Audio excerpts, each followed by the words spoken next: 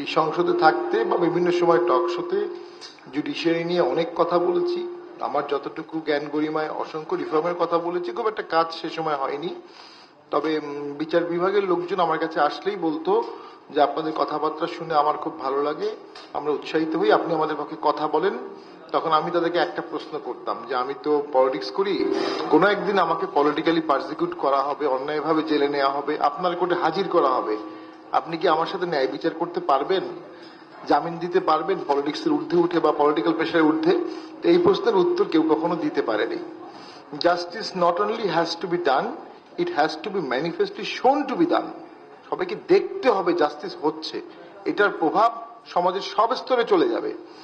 লক্ষ লক্ষ শত শত ক্রাইম বা অন্যায় তো জুডিশিয়ারি সলভ করতে পারবে না, কিন্তু সমাজে যখন মেসেজ যাবে জুডিশিয়ারি জাস্টিস করবে, বাকিরা অন্যায় করবে না, ইনসাফ প্রতিষ্ঠা হবে। আর an act of injustice is threat to justice anywhere everywhere in the world. তো যে কোনো সময় যে কোনো সরকার যে কোনো সময়, বিপ্লবের আগে পরে যে কোনো সময় ইনজাস্টিসকে অ্যালাউ করলে এটা বাউন্স ব্যাক করবেই। এটা অনেককে এনকারেজ করবে। মবকে অ্যালাউ করা হয়েছিল, এখন মব সরকারকে খেয়ে ফেলছে, নির্বাচন কমিশনকে খেয়ে ফেলছে, দেশকেও খেয়ে ফেলতে পারে। সেই সময় মবকে কন্টেইন না করার ফলাফল আমাদের দিতে হবে। নাও একটা অসাধারণ আইন হয়েছে, সুপ্রিম কোর্ট সেক্রেটারি দীর্ঘদিন দাবি ছিল এই আইনটার। মাজদার হোসেনের মামলা যখন ফাইল হলো, আর্টিকেল 22-তে আমাদের কিন্তু বিচার বিভাগ স্বাধীনই, সেপারেট, এটা আলাদা করে বলার কিছু নাই, এটা 22 আর্টিকেল 22-তেই বলা আছে, কিন্তু এটা এক্সারসাইজ করা হয়নি। সমস্ত ট্রান্সফার হতো ল মিনিস্ট্রির মাধ্যমে। তখন আমিরুল ইসলাম স্যার বললেন যে মাজদার হোসেন সাহেব সহ অনেকগুলো জাজকে ট্রান্সফার করা হয়েছে, ট্রান্সফার অর্ডারটাও চ্যালেঞ্জ এবং ওই প্র্যাকটিসটাও চ্যালেঞ্জ। সেখান থেকেই মাজদার হোসেন মামলার রায় হলো, রিভিউ হলো, কন্টেম্পট হলো, কন্টিনিউয়াস কন্টেম্পট হলো, প্রায় 20 বছরের জার্নি। তারপরে হঠাৎ এক সময় সমস্ত বিচারকরা মিলে ওকালতনামা দিয়ে আমিরুল ইসলামকে বাদ করে দিল, যে না, উনি এখন আওয়ামী লীগের সাথে ভালো সম্পর্ক নাই, ওনাকে বাদ। তো যিনি মাজদার হোসেনের মামলার মূল আইনজীবী, তাকে ওই মামলা থেকে কিন্তু বাদ দিয়ে দেওয়া হয়েছিল 3-4 বছর আগে। আমি ওই ঘটনাটা জানি। তো ওই যে জুডিশিয়ারি নিজেই তো নিজেকে প্রোটেক্ট করতে চায় না, জুডিশিয়ারি নিজেই তো নিজেকে স্বাধীন ভাবতে চায় না। স্বাধীন তো একটা মানসিক চেতনা। এসপির অফিস রাজপ্রাসাদের মতো গেট, ডিসি সাহেবের অফিস ঝকঝকে তকতকে ফুল গাছ, সুন্দর বাগান, চমৎকার, ভালো লাগে দেখে। আর ডিস্ট্রিক্ট কোর্টে যাবেন, পানের পিক, বিড়ি, চায়ের দোকান, গাদাগাদি, ভয়াবহ অবস্থা। 3টা অফিস পাশাপাশি প্রতি জেলায়। এই 3টার মধ্যে বৈষম্য দেখলেই বুঝবেন জুডিশিয়ারি কিভাবে ইন্ডিপেন্ডেন্ট থাকবে। রিসোর্স অ্যালোকেশন নেই। আমি যখন এমপি ছিলাম একবার প্রশ্ন তুললাম, বাংলাদেশের 3টা অর্গানের একটা অর্গান হচ্ছে জুডিশিয়ারি, আপনি জুডিশিয়ারিকে দিলেন এডিবির জন্য 1800 কোটি টাকা, আর একটা কম্পারেটিভলি লেস সিগনিফিকেন্ট মন্ত্রণালয় হচ্ছে মৎস্যকে দিলেন 3600 কোটি টাকা।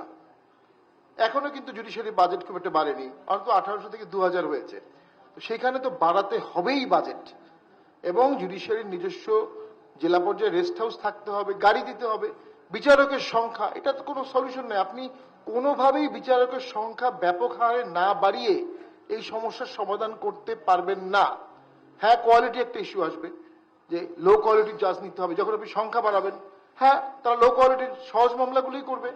আমাদের তো মামলা অনেক ক্যাটাগরি আছে, কিন্তু সংখ্যা বাড়িয়ে যদি 5000 ইমিডিয়েটলি করা না হয়, সমস্যা যেটা হচ্ছে যে 46 লক্ষ মামলা আছে, এখন থেকে 25 বছর যদি বাংলাদেশে একটিও মামলা নতুন না হয়, শুধু এই 46 লক্ষ মামলা করতেই 25 বছর লাগবে। তাহলে জাজ না বাড়িয়ে আপনি কিভাবে এই সমাধান করবেন? বাংলাদেশে একটাও ল ইউনিভার্সিটি নেই। আমার আঙ্কেল এখানে আছেন, বরান আঙ্কেল সংবিধান বিশেষজ্ঞ, মাধব মেনন তো একাই একটা ল ইউনিভার্সিটি করলেন। ওনার দেখা দেখি বার কাউন্সিল 16টা জুরিডিক্যাল ইউনিভার্সিটি করেছে, 16টা।